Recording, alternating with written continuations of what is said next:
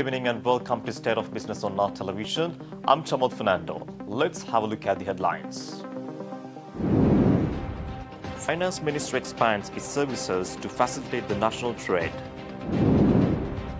Government plans to double tourist influx, President says. Now the news in detail. The government has planned to establish a secretariat for the National Trade Facilitation Commission under the supervision of the Ministry of Finance.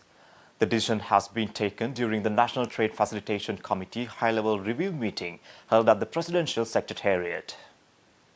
The meeting was chaired by the Secretary to the President Samaneka Nayaka along with the participation of committee members of state agencies, private sector chambers and the secretaries of several ministers. The meeting underscored the urgency of taking decisive action to enhance the business landscape and promote a conducive atmosphere for business in the country. The review stressed the need to address key issues such as staffing, budget allocation, and the implementation of the national single window. The private sector stakeholders emphasized the importance of establishing a formal reporting mechanism to track the progress of commitments by each state agency. The budget allocation for the NTFC Secretariat will be transferred to the Ministry of Finance to prioritize pending actions such as the development of the NTFC website and progress reporting system. Deliberations took place concerning the proposed national single window, a system aimed at simplifying and expediting trade processes. The participants agreed to expedite the submission of the proposal sequentially to ensure its swift implementation.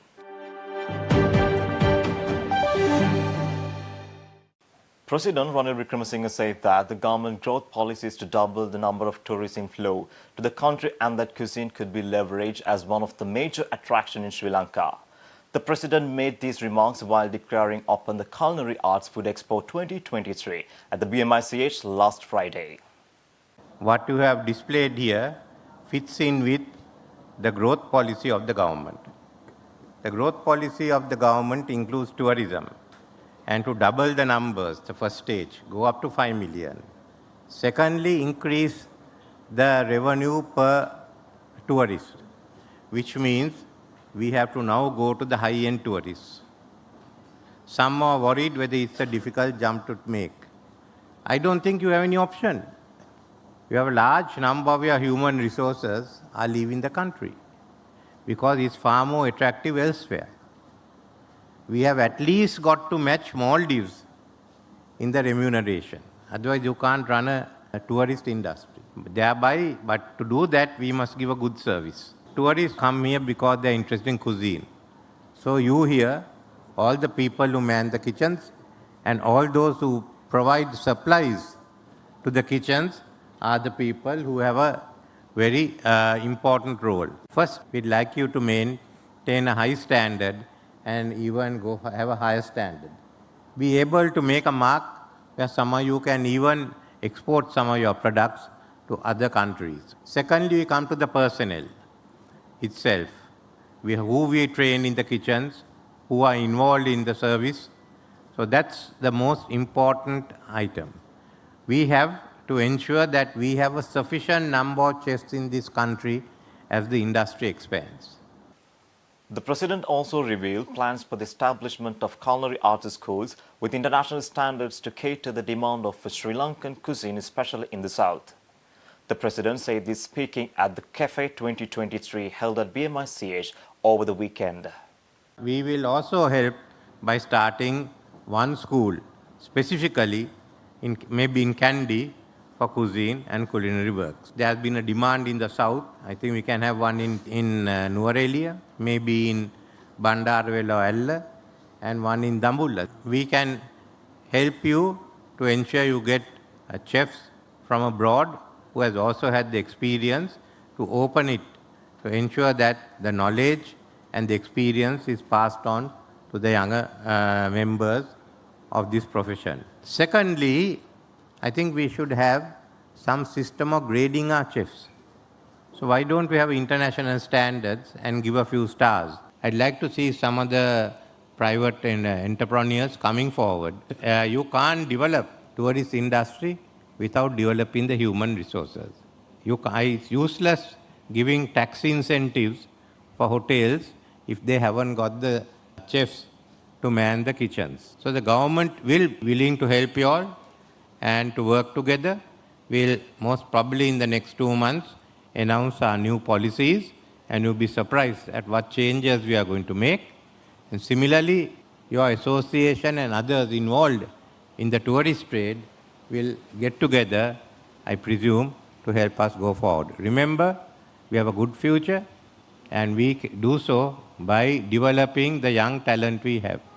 All those people here should one day become good chefs, work in Sri Lanka. But we have to ensure the conditions here are conducive to them staying on in the country.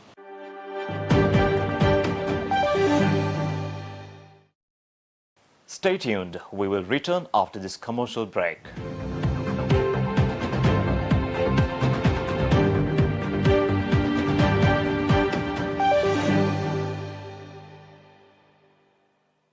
Connect with the National Business Directory by SLT Mobitel. We are connecting businesses with their existing and potential customers to reach heights, helping at every point. Getting your business listed with the directory locally is the foundation of local SEO and the first step to acquiring more customers. Your true local search empowered through printed directory, digital directory, mobile app, ebook, call center 1212. SLT Mobitel, the connection.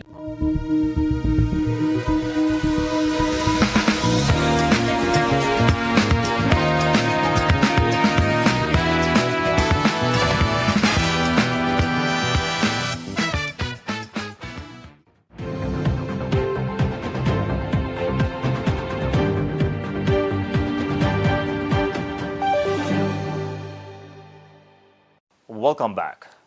The Joint Apparel Association Forum expressed its deep concern and disappointment regarding the recent decision to end the simplified value-added tax scheme. JAF expressed displeasure at the government's decision via a statement last Friday. JAF said it firmly believes that the abolition of SWAT for exporters will have detrimental effects on the sector, which will jeopardize the cash flows of businesses. Accordingly, the abolition of SWAT will create a further burden on the industry and particularly on the company cash flows, as funds will be tied up in even the most efficient refund systems. JAF stated that the impulsive and non-consultative decision will have disastrous impacts on the long-term operations of a viable sector. They stated the abolition of SWAT will create a further burden on already stressed industry and particularly on company cash flows, as funds will be tied up. It was reiterated that exporters utilize SWAT for the purchase of local inputs, which are subsequently converted into finished products for export. Further, it said the decision has seemingly failed to consider the fact that apparel exporters may be compelled to import raw materials. Furthermore, the reintroduction of a VAT refund system would necessitate the location of substantial Inland Revenue Department resources for the constant follow-up and evaluation. The JAF said it is crucial to shield the sector from unnecessary internal shocks that would undoubtedly occur if SWAT were abolished. The organization urged the government to preserve SWAT for the export sector.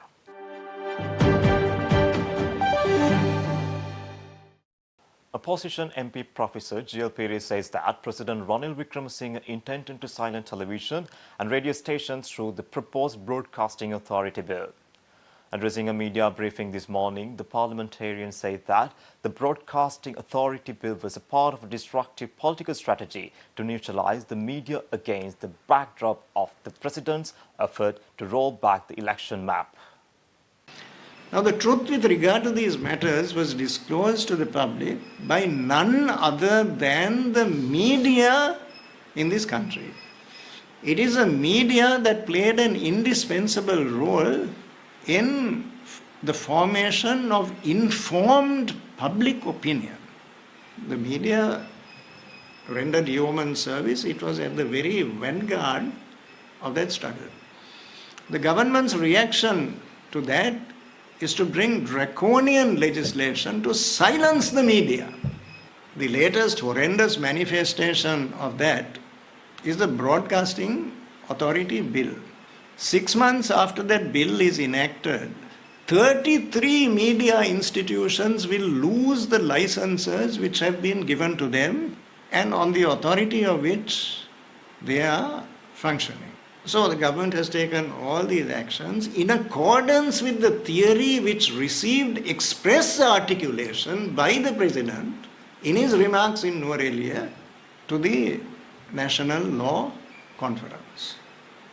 The opposition MP Professor Pires also said that President Wickremesinghe's recent declaration at the Bar Association event in Nuwara that the primary interest of the public was not the election but the revival of the economy is a threat on the function of the democracy.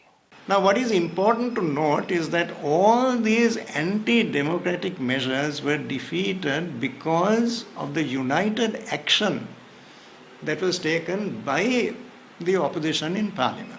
The opposition, of course, consists of a variety of groups with different identities, different value systems and beliefs. But on these matters, they were able to come to a common position and to take very vigorous action, clearly thought out action directed towards defeating these iniquitous plans of the government. And those were successful. Take, for example, what was called the Anti-Terrorism Bill. Had that been enacted, any organization or individual, particularly the media, if they behave in a manner that causes embarrassment to the government, they can all be labeled as terrorists. And they face terms of imprisonment up to 20 years.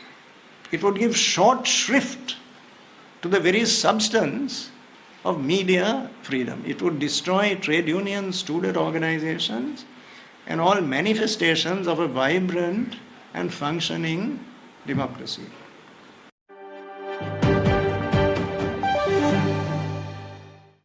Stay tuned for the stock update.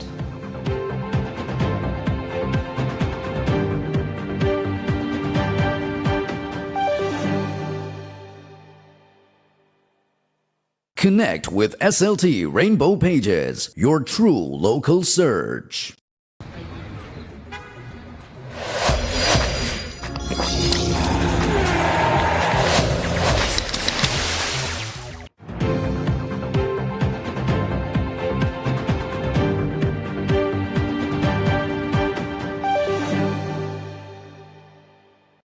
Trading at Columbus Stock Exchange ended on positive notes today. The all-share price index gained 196.44 points to close at 9,014.83 and S&P SL20 gained 53.66 points to close at 2,548.34. The turnover was 1.1 billion rupees and over 82 million shares were traded. Up next are Forex rates.